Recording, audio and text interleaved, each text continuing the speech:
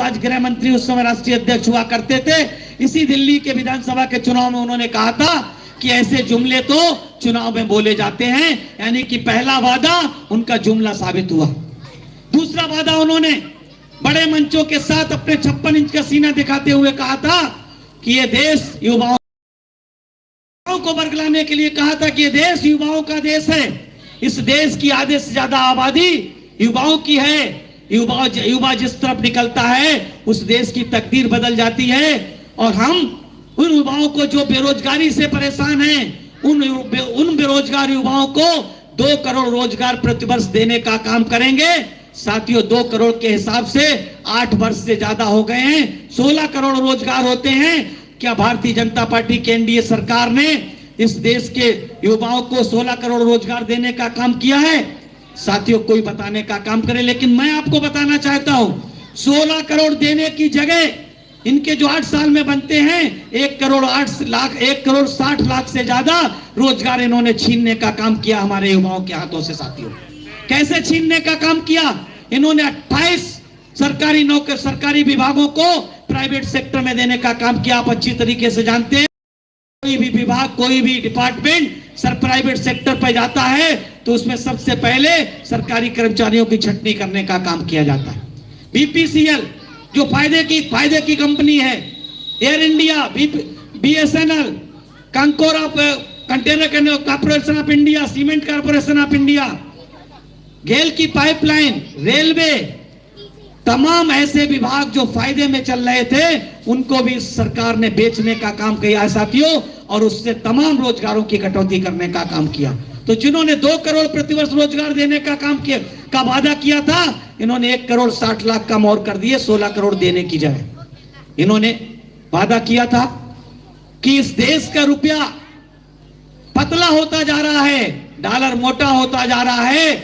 मेरे तो समझ में नहीं आता, प्रधानमंत्री जी उस समय मुख्यमंत्री थे गुजरात के, आप लोग यूट्यूब पे जाकर के देख लीजिएगा, ताली बजा करके उन्होंने कहा था मेरे तो समझ में नहीं आता है कि डॉलर भारत के रुपए की कीमत ज्यादा, आबरू की सरकार की आबरू ज्यादा गिर रही है, इसमें एक कंपटीशन चल रहा है।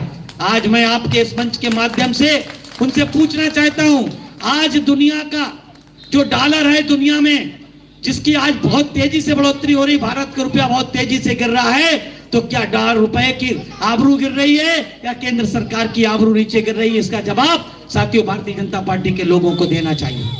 इन्होंने कहा था कि भारतीय जनता बीजेपी आने वाली है, महंगाई देश छोड़कर जोने जाने वाली है। क्या साथियों महंगाई देश छोड़ के गई? सिलेंडर 400 से 1100 पे हो गया। डीजल पेट्रोल, आप लोगों ने पेट्रोल ने सैकड़ा मारने का काम किया, डीजल सैकड़ा मारने की लाइन में लगा हुआ है। और आप लोग अच्छी तरीके से जानते हैं, जब डीजल के दाम में बढ़ोतरी होती है तो आपकी थाली में भी चीजों की कमी होती है, और अगर कीमत कमी नहीं होती है तो उनकी कीमत बढ़ जाती है। आप लोग अच्छी तरीके से जानते हैं। जीएसटी के माध्यम से इन्होंने कहा कि 1 नेशन 1 टैक्स, इन्होंने कहा 1 नेशन 1 टैक्स, 1 नेशन 1 इलेक्शन, लेकिन उन्होंने कभी नहीं कहा कि 1 नेशन 1 एजुकेशन। 1 नेशन 1 एजुकेशन की कभी बात नहीं की। वो एजुकेशन तो बड़े बड़े उद्योगपतियों, पूंजीपतियों के लिए उन्होंने खोलने का काम किया। इन्होंने बात की उस टैक्स के माध्यम से, हमारे तमाम दुकानदार साथी यहाँ पर बैठे व्यापारी साथी हैं, इनसे पूछिए कि जब से जीएसटी, नए पार्लियामेंट पे जीएसटी लागू होने के बाद क्या इनको फायदा हुआ है कि नुकसान हुआ है? साथियों, रेवड़ी पटरी वालों को फायदा हुआ है या नुकसान हुआ है? मैं आप लोगों से जानना चाहता हूं। तो बड़े झूठे हैं और छूटे झूठे हैं साथियों आपके दिल्ली प्रदेश के मुख्यमंत्री जी। इन्होंने वादा किया था, इन्होंने भी वादा किया था कि हम लोकपाल लाएंगे, हम भ्रष्टाचार मिटाएंगे। आज साथियों भ्रष्टाचार आपके सामने है। उनके एक मंत्री जेल में बंद है, जेल में है साथियों, और वो जेल में क्या है, वो तो ऐश्वर्याराम वहां पे मसाज कराने का काम कर रहे हैं। आप लोगों ने टीवी में देखा होगा, वो वहां पर बढ़िया बढ़िया कनाट प्लेस के होटल के जाकर के टिफिन का खाना खाते हैं। काहे की जेल में है? किसमें जेल में बंद है? कौन सा उन्होंने सत्याग्रह किया? कौन सी देश की आजादी में जेल में बंद है? ये पूरा देश जानता है कि भ्रष्टाचार के आरोप में जेल में बंद है आम आदमी पार्टी के सरकार के मंत्री। उनके मुख्यमंत्री के ऊपर भी साथियों शराब घोटाले का आरोप लगा हुआ, उनके ऊपर ईडी और इनकम टैक्स की सीबीआई की जांच चल रही है साथियों। इसलिए ये लोग भी झूठे हैं।